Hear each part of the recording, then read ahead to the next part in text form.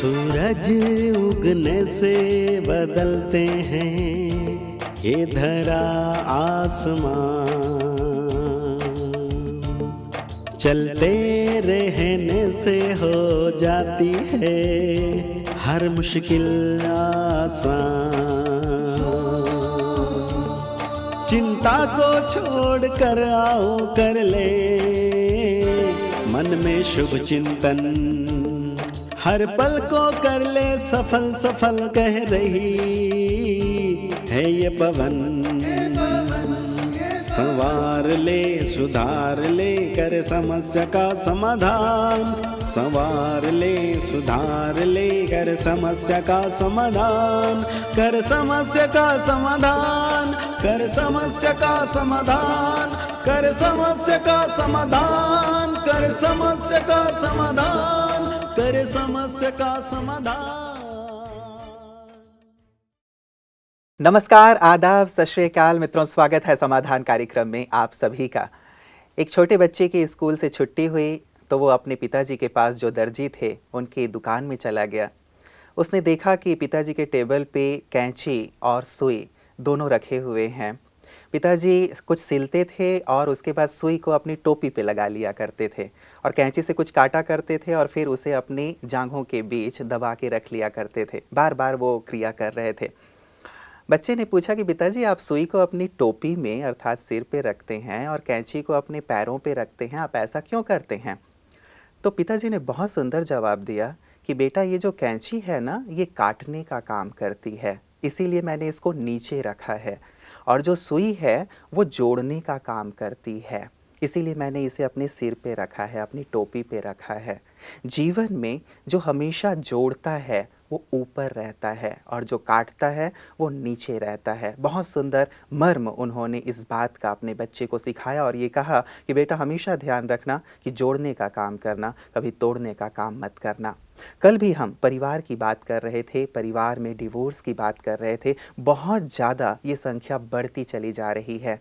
हमें भी जोड़ने का काम करना है, तोड़ने का नहीं, लेकिन उस समझ की आवश्यकता है जिस समझ से हम आपस में जुड़कर रह सकें। कल भी बहुत सारी हमारी बातें हुई थीं, भ्राता जी ने बहुत सारा प्रकाश हमें दिया था। आज भी इस चर्चा को हम भ्राता जी के साथ आगे बढ़ाएंगे। आइए उनका अभिनंदन करते हैं और आज की इस कड़ी की शुरुआत करते हैं। भ्राता जी आपका बहुत बहुत स्वागत और अभिनंदन है। Thank you. जोड़ने वाला भ्राता जी हमेशा ऊपर ही होता है, लेकिन दुर्भाग्य से आज जोड़ना कम और तोड़ना ज़्यादा हो रहा है। और तोड़ने वाले स्वयं भी टूट जाते हैं।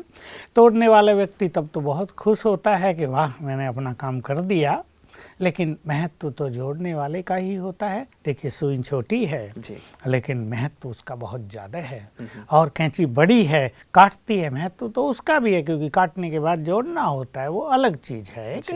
लेकिन परिवारों में हम सभी अपने मन को ऐसा तैयार करें कि हमें बिगड़ी को बनाना है, जहाँ भी खराब हो रहा है समझा कर उसे ठीक करना है, एक दूसरे को अच्छी भावनाएं देनी है, अच्छे शब्द बोलने हैं, क्योंकि बातें इम्पोर्टेंट नहीं होती हैं, इम्पोर्टेंट है परिवार को जोड़ के रखना।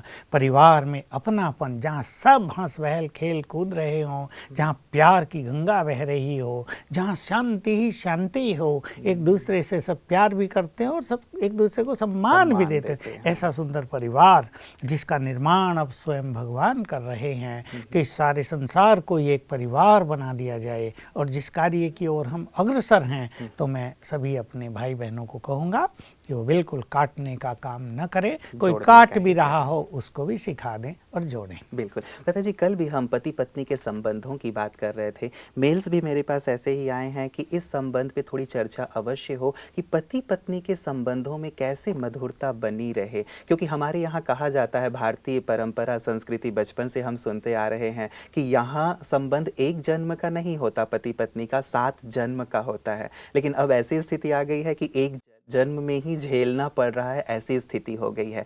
तो कैसे मधुरता आए दोनों के संबंधों में?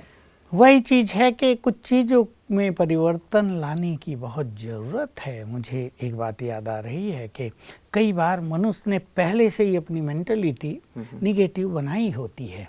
कई लड़के दूर दूर रहते हैं और सोचते हैं सारी जो लड़कियां हैं ना वो ऐसी होती हैं, एक अलग दृष्टिकोण उनके लिए। कई लड़कियों ने ऐसे मन बनाए होते हैं, ये जो सारे लड़के हैं ना बड़े धोखेबाज होते हैं, ये किसी के नहीं होते कभी। तो पहले से ही निगेटिव एनर्जी एक दूसरे की ओर जा रही है, मन में ऐसा निगेटिव एटीट्यूड बना लिया है जिसका इफेक्ट आगे चलकर उनके संबंधों को प्रभावित करता है। इसलिए मैं कहूँगा पहले से ही क्या करना चाहिए। भाई मैं इससे पहले आप बढ़ें, विवाह से पहले ही ये सब बातें क्लियर कर लेनी चाहिए या विवाह के बाद ये चीज़ें क्लियर होनी चाहिए? देखिए, विवाह के पहले की स्थिति मनुष्य के मन की कुछ और होती है। वो बच्चे होते हैं, चाहे वो 25 साल का है, 30 साल का क्यों ना हो गया, अभी उसका समय एजुकेशन में बीता है, बहुत सारी विचारों की मैच्योरिटी उनके पास अभी नहीं होती है। उनका पति पत्नी के संबंधों के प्रति दृष्टिकोण भी वासनात्मक ज़्यादा होता है। वो अपनी वासनाओं की पूर्ति को ही इसका लक्ष्य मानते हैं, लेकिन वासनाओं की पूर्ति कोई इम्पोर्टेंट चीज़ नहीं है। जीवन एक लंबी यात्रा होती है, तो एक दूसरे की अच्छी अंडरस्टैंडिंग होना, एक दूसरे के जीवन को महत्व देना, एक दूसरे की भावनाओं को बहुत समझना और महत्व देना, उन्हें हर्ट न करना, इसको भी एक पाप मान लेना कि हम एक दूसरे को बुरा बोलते हैं, उसकी भावनाओं को ठेस पहुंचाते हैं, उसको दुख देते हैं या उसको डिस्टर्ब कर देते हैं कुछ भी कह के, तो ये भी सूक्ष्म रूप से एक पाप बन जाता है। हमें ऐसा न करके अपने संबंधों को मधुर बनाने को लक्ष्य बना लेना चाहिए। लक्ष्य बहुत इंपॉर्टेंट है। अगर पति पत्नी के बीच में एक लक्ष्य ही हो जाए कि हम बातों को ज़्यादा महत्व नहीं देंगे, हम पास्ट को भुलाकर चलेंगे, क्योंकि कईयों का नाता पहले से भी होता है, 5-7 साल पहले से जुड़ा रहता है या बचपन से ही जानते हैं एक दूसरे को, तो हम पास्ट को भुलाकर चलेंगे। संबंधों को हमें मधुर रखना है, एक दूसरे से ऐसा समझौता जैसा कर लें, भाई तुम गलत होंगे तो हम इस तरह करेंगे, हम गलत हों तो तुम हमें इस तरह सचेत करना, तो एक बहुत अच्छी जागरूकता रहेगी और इजीनेस हो जाएगी। बिल्कुल, मतलब एक परिवार में इस प्रकार का जो पति पत्नी के संबंधों के बीच एक जो मधुरता की बात है वो हो। प्रथा जी, एक बात जो चल रही थी कल भी हमारी कि दोनों ही आजकल वर्किंग है, दोनों ही काम में जाते हैं, दोनों ही एक बोझ लेकर के आते हैं, थक हार करके आते हैं, तो ऐसे में एक परिवार को चलाना, बच्चों को पालना, देखना, यहाँ पे किस प्रकार की स्थिति फिर आपस में बनाएं ताकि आपस में मनमुटाव या कलह वाली बात ना हो कि तुम ज़्यादा कर रहे हो या मैं ज़्यादा कर रही हूँ। ये बात प्रैक्टिकल होती है। जो हमारी बहनें हैं उन पे इसमें दबाव ज़्यादा होता है, क्योंकि पुरुष जो आएगा वो तो अपना आया, भाई चाय दो, और अपना अखबार लिया या कुछ और किया या टीवी खोली, वो तो अपना रिलैक्स होगा। लेकिन बहन को भोजन भी बनाना है, अभी कहेंगे बच्चों की फुल केयर उसको करनी है, उन्होंने होमवर्क किया या नहीं किया, वो पढ़ाई ठीक कर रहे हैं या नहीं कर रहे, कई शिकायतें बच्चे करेंगे माँ के आते ही, तो माँ पे थोड़ा दबाव ज़्यादा रहता है। इसलिए ये जो वर्किंग पोजीशन है कि दोनों ही काम कर रहे हैं, ये टकराव की स्थिति इसमें ज़्यादा पनपती है। लेकिन एक घर में है, वो रिलैक्स है, व्यक्ति आया है, बच्चे आए हैं पढ़ के, तो वो उनकी केयर कर सकती है, तो काफ़ी चीज़ें ठीक हो जाती हैं। लेकिन अब एक बात ही ऐसी हो गई है, खर्चे बढ़ गए, महंगाई बहुत बढ़ गई है, तो हर एक को कमाना पड़ता है, ये इसका एक मुख्य कारण बन गया है। फिर भी जब हम राजयोग के पथ पर चलते हैं तो ज्ञान की बहुत सारी बातें, राजयोग अलग चीज़ है, लेकिन हमें एक सुंदर रोशनी मिली है, सत्य ज्ञान मिला है, उससे हम स्वयं को लाइट कर लेते हैं। तो मैं बहुतों को सिखाया करता हूँ कि जीवन को आपको एक खेल की तरह एंजॉय करना है। आप ऑफिस से आए हैं, वहाँ की बहुत सारी बातें आप साथ लाए होंगे। मान लो बैंक में ही दोनों काम कर रहे हैं, मैं एक उदाहरण दूँ, किसी कस्टमर ने गलत व्यवहार किया हो, मैनेजर ने गलत व्यवहार कर दिया हो, साथियों ने कुछ गलत व्यवहार कर दिया हो, आज काम में कुछ मिस्टेक हो गई हो, कोई दबाव बना रहा हो, अब वो लेकर वहाँ से बैंक से मनुष्य चला। तो मैं हमेशा ये कहता हूँ कि घर आने तक अगर आपको आधा घंटा लगता है, तो इस यात्रा को आप ऐसा बना लो कि आज का जो कुछ भी था ना दिमाग पर बोझ, उसको घर आने तक उतार देना है। घर आने पर अगर उस बोझ को आप घर में लाएंगे तो बच्चों पर और बाकी सब चीज़ों पर इफ़ेक्ट होगा और मनुष्य इरिटेट अवश्य होगा, क्योंकि बिना ज्ञान के मनुष्य को रोशनी ये समझ नहीं होती कि वो उसका इफ़ेक्ट इस पे ना आने दे। तो ज्ञान हमें ये सिखाता है कि आज का ये खेल नाटक पूरा हुआ, क्लोज अप, बिल्कुल, वहाँ की फाइल वहीं वहाँ बंद की फाइल करके वहीं आए। बंद करके हम घर चल रहे हैं। अभी हमारे परिवार में हम जा रहे हैं, बच्चों के साथ हम जाएंगे, बच्चे इंतज़ार कर रहे होंगे, मम्मी आएगी, पापा आएंगे, प्यार वो चाहते हैं, वो अपनापन चाहते हैं। तो हम भरे हुए बोझ लेकर घर में न पहुँचें, अब बच्चों को प्यार दें, गुड वाइब्रेशंस उन्हें मिले और इतना रिलैक्स होके आएँ। देखिए, हमें ईश्वरीय ज्ञान यही कला सिखा देता है कि हम कर्म भी इस तरह करें और कुछ हो भी गया हो तो उसे इस तरह उतार दें कि मानो कुछ हुआ नहीं, हमने कुछ कर्म किया नहीं। घर में आए, मान लो 6 बजे आ गए, तो एक नया जीवन, एक नया एटीट्यूड, जीवन का एक दूसरा सीन। अब इसको हमें एंजॉय करना, बहुत हल्के रह गए, न जल्दीबाजी न कोई टेंशन, आराम से काम करेंगे तो बहुत अच्छा होगा। क्योंकि स्पिरिचुअलिटी हमें एक चीज़ सिखाती है कि मन की शक्तियों को जितना हम बढ़ा के चलेंगे, कार्य कम समय में ज़्यादा पूर्ण हो जाएगा। ये सिद्धांत ऑफिसों में, आज कोई ऑफिसर है, कोई डायरेक्टर है, कोई वर्कर है, सबके साथ ये लागू होगा कि हम अपने मन को जितना रिलैक्स रखेंगे, अच्छी स्थिति मन की बनाकर रखेंगे, जिसको हम कहते हैं स्वमान के अभ्यास करेंगे, ताकि हमारे मन की स्पीड धीमी रहे, तो हमारी मन की शक्तियाँ बहुत बढ़ी रहेंगी और कामकाज हमें खेल की तरह लगेगा। और घर पे आके खाना बनाना है, चाय बनानी है और कुछ काम हम एंजॉय करेंगे। बिल्कुल, मतलब मूल बात ये रही भ्राता जी की, जैसे गीता में भी कहा गया है, योगः कर्मेषु कौशलम। तो ये कर्म में कुशलता आती जाएगी, हम रिलैक्स रहेंगे, एंजॉय करेंगे, चाहे हम अपने ऑफिस में हैं, चाहे घर में आए। तो चलिए, ये बात तो रही भ्राता जी, यहाँ फिर भी मैनेज कर लिया जाता है। लेकिन संबंधों में जहाँ ये बात पता चले, चाहे पति को पता चले, चाहे पत्नी को पता चले कि इसका कहीं और अफेयर है, तो ये बात हजम करना, क्योंकि डायरेक्ट हम एक संबंध में अपने साथी को धोखा दे रहे हैं। अब ये बात सही है या गलत है वो तो सेकेंडरी है, लेकिन जहाँ 2-4 लोगों ने भी कान में ये बात डाल दी, तो इस बात को हजम करना थोड़ा कठिन हो जाता है और शायद यहाँ टकराहट या दूरी शुरू होती है। क्या किया जाए? बिल्कुल यहीं शुरू होता है। बहुत ज़्यादा जो आजकल केस हो रहे हैं वो यही हो रहे हैं कि मैरिज से पहले लड़के के अफेयर कई जगह थे या लड़की के भी कई जगह थे। अब शादी होने के बाद वो उनको ब्रेक नहीं कर पाए, वो भी चालू है, फ़ोन से उन पे बात हो रही हैं। कैसी बातें होती है, आजकल का समय बहुत ही कलयुग से भरा हुआ, बिल्कुल निगेटिविटी से भरा हुआ। वो ये भी कह देता है, छोड़ के आ जाओ, क्या है, हम चलेंगे, हमारे पास पैसा बहुत है, ये है वो है। तो एक नारी के मन में भी बहुत दुविधा पनपती रहती है, छोड़ूं या न छोड़ूं। मेरा ऐसा विचार है, और मेरा ही नहीं, सबको ये बात प्रिय लगेगी कि जब मैरिज हो गई तो पीछे की सभी फाइल्स क्लोज कर देनी चाहिए। अब हमें मैरिड लाइफ बहुत सुखपूर्वक, आनंद पूर्वक व्यतीत करना है। अपने मन को अब हमें बांट देना नहीं है, उस प्यार को बांट नहीं देना है। ठीक है, पहले कुछ भी था मैरिज से पहले, लेकिन अब हम एक संबंध में बंध गए हैं, अब हम मैच्योर हो गए हैं। मान लो बहन ही है, मैं माँ बन गई हूँ 2 बच्चों की, अब वो पूरा हो गया, अब यही मेरा लाइफ है, यही मुझे जीवन व्यतीत करना है, इसको ही मुझे एंजॉय करना है।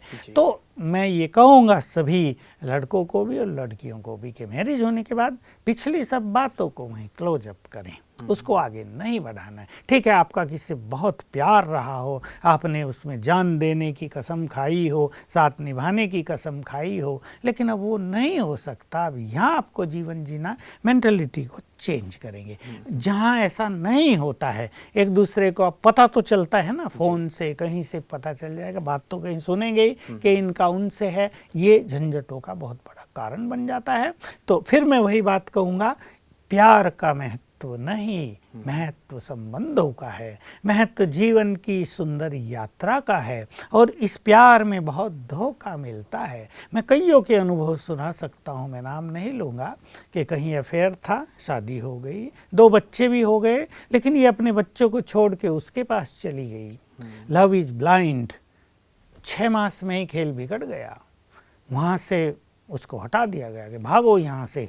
अब वो कहीं की नहीं रही, न अपने माँ के घर जा सकती, न यहाँ आ सकती जो उसका पति था। कितने परिवारों में अशांति हुई, और ऐसे में लड़कियाँ या तो सुसाइड करती हैं या निराशा भरा, उदासी भरा, बिल्कुल खोखला जीवन व्यतीत करती हैं। इसलिए मैं अपनी सभी यंग बहनों को विशेष रूप से राय देता हूँ, लाइफ इज़ इम्पोर्टेंट। लाइफ में पीस, हैप्पीनेस, अपनापन, बंध के चलना, दिस इज इम्पोर्टेंट। प्यार में तो बहुत धोखा मिलेगा, जब एक मैरिज हो गई तब स्टेबल हो जाएं और अपने संबंधों को खत्म करें। ये बहुत इंपॉर्टेंट बात है भ्राता जी कि चलिए पहले जो चीज़ें थीं अब विवाह के बंधन में बंधे तो हम उन सब चीज़ों को समाप्त कर दें, अपने साथी के साथ पूरी तरह से वफादार रहें। लेकिन अब चूंकि ये दोनों वर्किंग हैं मान लें, या पति वर्क कर रहे हैं पत्नी घर में है, अब शादी के बाद भी कई बार इस प्रकार की चीज़ें शुरू हो जाती हैं। कई कारण हो सकते हैं, उन कारणों का तो हमें नहीं पता है, लेकिन फिर भी ये शुरू हो जाती हैं, कहीं कहीं लग जाता है मन, दिल लग जाता है। तो ऐसे में दोनों को किन बातों का ध्यान रखना चाहिए? जो लगा रहा है दिल उसे किस बात का ध्यान रखना चाहिए, और जो सामने वाला साथी है वो भी अपने आप को इतना ज़्यादा परेशान ना कर ले, क्या करे उस कंडीशन में? दोनों स्थितियों की ऑफिसों में ये केसेज प्राय होते रहते हैं। कभी कभी ऐसा भी देखने में आता है कि बहन की आयु बहुत बड़ी हो गई है, वो 40 साल की हो गई है, तो भी कोई उसके पीछे पड़ा हुआ है और उसको भी परेशानी हो रही। कहीं बहनों की ओर से ये होता है, उनकी दिल कहीं लग गई तो इसको भी अब परेशानी होती है, क्योंकि इसको पता तो चलता ही है ना कि दिस इज़ रॉन्ग, और मेरे बच्चे हैं, मेरा परिवार है, अब वहाँ दिल लगाना अच्छा नहीं है। गलत कार्य भी आजकल हो जाते हैं क्योंकि वासनाओं पर किसी का कंट्रोल रहा नहीं। तो इसके कारण तो हैं अंदर में बढ़ी हुई वासनाएं, बॉडी कॉन्शियसनेस, देह के प्रति अट्रैक्शन, एक दूसरे के प्रति वासनात्मक दृष्टिकोण। आध्यात्मिकता, ईश्वरीय ज्ञान हमें यही सिखाता है कि तुम आत्माएं हो, इस देह के पीछे फंसकर तो बड़े बड़ों ने राजा ही गंवा दी। ब्रिटेन के एक राजकुमार की सच्ची कहानी है, किसी के प्यार में फंसकर अब उसको शर्त दे दी गई थी, या तो उससे मैरिज करो या तो गद्दी छोड़ो, और उसने गद्दी छोड़ी। देखिए कितनी बड़ी चीज उसने छोड़ दी, फिर वो लाइफ भी लोगों का सफल नहीं होता है। इसलिए स्पिरिचुअलिटी हमें ये सिखाती है तुम सब आत्माएं हो। ये दैहिक प्यार, ये आज तुम्हें थोड़ा सा सुख लगता है, बहुत अच्छा लगता है, और कल यही दुखों का कारण बन जाता है। तो स्पिरिचुअल नॉलेज से अपने को भरपूर करें। हम यही सबको संदेश दे रहे हैं, तुम आत्माएं हो। ये बॉडी कॉन्शियसनेस तुम्हारे पतन का कारण है। कहीं ना कहीं पृथ्वीराज की हार का भी कारण यही बना था कि उसने ये बहुत बड़ी गड़बड़ कर दी थी। संयोगिता के केस ने ही उसको पराजय का एक्चुअली बीज डाल दिया था पूरे भारत के और इतिहास देखिए को ही भारत बदल का दिया। इतिहास बदल गया। यहाँ दूसरी सत्ताओं ने आकर अपना अधिकार कर लिया। तो ये वासनाएं अंततः मनुष्य के पतन का कारण बनती हैं। क्षणिक सुख और लंबे काल का कष्ट और दुख होता है। इसलिए हमारे सभी भाई बहनों को, यंगस्टर्स को हम कहेंगे अब इसमें संभलें। भगवान आकर हमें स्पिरिचुअल नॉलेज दे रहा है, अवेयरनेस दे रहा है। ये लंबा काल जो कलयुग के इस तरह की स्थिति का चला है, ये पूरा होने को आया है। अब हमें भी इन मनोविकारों को, इन वासनाओं को पूरा करना है। एक बात बहुत सुनने में आती है भ्राता जी, आमतौर पे युवा वर्ग इस चीज़ को यूज़ करता है कि everything is fair in love and war, कि जहाँ प्यार हो गया उसमें सब चीज़ जायज़ है। तो क्या सब चीज़ जायज़ है जहाँ प्यार हो जाए? नहीं, वो उन्हें लगता है, क्योंकि जैसा मैंने कहा, love makes a man blind. ये प्यार आजकल ऐसा है लड़के लड़कियों में कि ये उनके सद्विवेक को नष्ट कर देता है और उन्हें लगता है ये सब जायज़ है, लेकिन जायज़ कुछ भी नहीं है। मर्यादाओं को तोड़कर जहाँ प्यार में मनुष्य लिप्त होता है वहाँ उसे बहुत कष्ट होता है। आजकल जैसा पीछे हम चर्चा कर रहे थे, कॉलेज के हमारे लोग ही बताते हैं कि जो स्थिति कॉलेज में थी लड़के लड़कियों की, वो 9th में आ चुकी है। तो बहुत बड़ा पतन होता जा रहा है। और जहाँ वासनाएं बढ़ती हैं वहाँ ब्रेन बहुत वीक हो जाता है, विचार बहुत नेगेटिव हो जाते हैं। इससे संबंधों पर बहुत बुरा असर पड़ता है। माँ बाप पागल हो जाते हैं कि उनकी 2 लड़कियाँ क्या कर रही हैं, 9th क्लास में पढ़ रही हैं और बॉयफ्रेंड के साथ घूम रही हैं, रात को भी देर से आती हैं और चैलेंज करती हैं, तुम्हें जो चाहे करना हो कर लो, हम तो यही करेंगी। तो कितनी बुरी बात होगी। तो ये जायज़ नहीं है। सोचें, जो लड़के इसको जायज़ मानते हैं, उसकी अपनी बहन यदि ये कर रही हो, उसकी माँ यदि ये करने लगे, वो भी सोचे प्यार में सब कुछ जायज़ है, तो कैसा लगेगा। लेकिन भ्राता जी, एक कंडीशन जो मेरे ध्यान में आ रही है कि जब व्यक्ति ऐसे प्यार में किसी के पागल होता है या कोई बिल्कुल उसके मन में रम गया है, तो उसे ना संबंधों का कुछ ख्याल होता है, ना समाज का कुछ ख्याल होता है, ना दुनिया का ख्याल होता है। ऐसी स्थिति में बंदा जब पहुंच गया हो, एक तो ना पहुंचे उसके लिए क्या करे, या पहुंच गया है तो फिर क्या करे? उसी के लिए स्पिरिचुअल नॉलेज की बहुत आवश्यकता है, क्योंकि जो ऐसी स्थिति में पहुंचते हैं वही सुसाइड करते हैं जी। समाज स्वीकार नहीं और वो करता। हर चीज करने को तैयार होते हैं। मरने को तैयार हो, वो सोचते हैं अब नहीं इन्होंने हमें मिलने दिया ना, हम अपने माँ बाप को दिखाएंगे, अगले जन्म में मिलेंगे। लेकिन उन्हें पता ही नहीं तुम्हारा अगला जन्म होगा ही नहीं। सुसाइड करने के बाद तुम ऐसे भटकोगे, एक दूसरे को पहचानोगे नहीं, और न जाने कितने साल तुम भटकते रहोगे अंतरिक्ष में, भूखे प्यासे ब्लाइंड बनकर। इसलिए स्पिरिचुअल नॉलेज के द्वारा मनुष्य को थोड़ा समझदार बनना चाहिए। इसमें क्या है कि लड़के लड़कियां केवल इस प्यार को महत्व देते हैं, दिस इज एवरीथिंग, बाकी कुछ नहीं रखा संसार में, हमने जो वायदे कर लिए वही सब कुछ हैं। लेकिन ये बहुत क्षणिक भावुकता है। ये इससे ऊपर उठकर मनुष्य को अपने भविष्य के बारे में सोचना चाहिए। बच्चों का एक बहुत सुंदर समय होता है स्टूडेंट लाइफ, जिसमें उसको बहुत अच्छी एजुकेशन लेकर अपने पूरे जीवन का एक सुंदर निर्माण करना होता है। समाज के लिए बहुत कुछ कर लेना होता है। केवल प्यार ही तो कुछ नहीं है, मनुष्य के बहुत सारे कर्तव्य हैं, उनके बारे में मनुष्य को अवेयरनेस होनी चाहिए। और पहले ही ये बहुत अच्छी जागृति होनी चाहिए कि जीवन का लक्ष्य बहुत सुंदर बन जाए। गलती तो ये हमारी एजुकेशन की है कि जिसमें लक्ष्य के बारे में किसी को कुछ सिखाया नहीं जा रहा। शिक्षकों को भी कुछ आता जाता नहीं, जो किताबों में है वो पढ़ लिया और वो पढ़ा दिया, घर में पढ़ के आ गए, कॉलेज में पढ़ा दिया। टीचर्स की भी बहुत बड़ी रिस्पॉन्सिबिलिटी बन जाती है, पेरेंट्स की भी। जैसे आप बता रहे थे कि अब 9th में है बच्चियां और कंट्रोल में ही नहीं है, तो पेरेंट्स को भी बचपन से शायद थोड़ा ध्यान देना चाहिए कि कैसे वो नियम और मर्यादाओं में रहें। हमारी संस्कृति तो हमें यही सिखाती है। एक बात भ्राता जी, कहा जाता है, जैसे मैंने आपको कहा कि प्यार और वार में सब जायज है, वैसे एक बात और कही जाती है कि प्यार किया नहीं जाता, हो जाता है। तो ये भी एक आम तौर पे जुमला इस्तेमाल किया जाता है। तो इसमें भी कहाँ तक सच्चाई है कि हाँ किया नहीं लेकिन हो गया, अब हो गया तो हम क्या करें, शायद भगवान ने ही ऐसी हमारी जोड़ी बना के भेजी होगी। ठीक है, लेकिन कईयों से हो गया ना, समस्या यहाँ होती है जब एक दूसरे को पता लगता है इनका मेरे से ही नहीं 4 से और है, तो वहाँ सबके दिल टूटते हैं और प्यार भी बदनाम होता है। लेकिन ऐसा लगता है एक बार में शायद एक ही जगह होता होगा भ्राता जी, फिर दूसरी जगह भी हो जाता है, क्योंकि ये प्यार इमोशनल होता है। प्यार में उनकी एक्सपेक्टेशंस एक दूसरे से बहुत बढ़ जाती हैं, इसमें उनकी लड़ाई होने लगती है और जल्दी दूसरों की ओर झुका कि ये अच्छा नहीं वो अच्छा है, उसकी ओर चलते हैं। और कॉलेजों का आजकल माहौल ऐसा हो गया है। इसलिए शिक्षक की बहुत बड़ी जिम्मेदारी है, माँ बाप की भी जिम्मेदारी है कि इस मनोस्थिति से युवकों को, मैं कहूँगा भी छोटे बच्चों को ऊपर उठाया जाए। स्पिरिचुअल नॉलेज, मोरल एजुकेशन स्कूलों से ही दी जाए, जैसा हम लोगों के ईश्वरीय विश्वविद्यालय की ओर से हुआ। टच द लाइट नाम से एक बहुत अच्छा प्रोग्राम सबने चलाया, तो बच्चों को एक अच्छी अवेयरनेस होगी, प्यार की भी एक अच्छी अवेयरनेस, वासनाओं की अवेयरनेस नहीं। कि मतलब शायद प्यार और प्रेम में दोनों में शायद बहुत बड़ा अंतर है। ये वासनात्मक नहीं है, लेकिन एक आत्मिक जो रिलेशन है वो शायद होना चाहिए। प्यार में तो मनुष्य दूसरे को मदद करता है, प्यार में तो कुर्बानी होती है। और ये जो वासनाएं हैं ये बहुत क्षणिक चीजें हैं जिसके पीछे आजकल का युवक भटक रहा है। इसलिए हम चाहेंगे कि ईश्वरीय विश्वविद्यालय के द्वारा जो बहुत अच्छी स्पिरिचुअल नॉलेज दी जा रही है, जिसमें अनेक युवक अट्रैक्ट होके आ रहे हैं, हमारे पास ये संख्या लाखों तक पहुंच गई है। और मेरे पास जिनके फ़ोन कॉल आते हैं वो सब बिल्कुल यंग होते हैं और 1 साल से 6 मास से हमारे इस ईश्वरीय विश्वविद्यालय से जुड़े रहते हैं और अपने जीवन को पूरी तरह परिवर्तन करने का लक्ष्य बना लेते हैं और बताते हैं कि हम भाई ऐसा ऐसा कराए हैं, हमसे कुछ गलतियां भी हो गई हैं, लेकिन अब हमें एक जागृति आ गई है, जीवन का सुंदर लक्ष्य मिल गया है कि जीवन केवल वही नहीं था कि प्यार में, वासनाओं में सब कुछ कुर्बान कर देना। जीवन ये है, इसमें हम समाज के लिए, युवकों के लिए, अपने देश के लिए बहुत कुछ कर सकते हैं।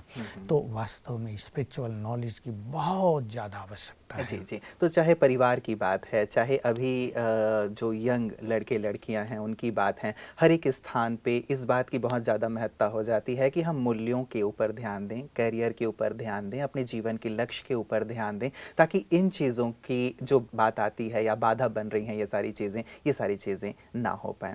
लता जी, आज की तमाम सुंदर चर्चाओं के लिए, क्योंकि विषय सचमुच बहुत ही गहरा है और बहुत ही आवश्यक है, मैं कहूँगा कि एक ज्वलंत मुद्दा बहुत है बहुत हमारे समाज का, इसीलिए मैं चाहूँगा कि अगर इस पे इसमें युवकों को दिशा न दी गई तो ये स्थिति बहुत बिगड़ जाएगी, नुकसान हो जाएगा बहुत। जी, जी। और अभी भी हम विस्फोटक हाँ, स्थिति देख ही रहे हैं, न केवल परिवार में बल्कि समाज में एक विस्फोटक स्थिति बन गई है, जो कोई भी परिवार या कोई भी समाज नहीं चाहेगा। तो हम चाहेंगे भ्राता जी, इस पे और भी आपसे प्रकाश लें, ताकि ये विस्फोट हम कहें कि एक विस्फोट ना हो करके कहें कि एक सुंदर स्थिति में तब्दील हो जाए, घर-घर हमारा स्वर्ग बन जाए, समाज हमारा स्वर्ग बन जाए। तो इस पे हम सुंदर प्रकाश और चाहेंगे। आज की चर्चाओं के लिए आपका बहुत-बहुत शुक्रिया।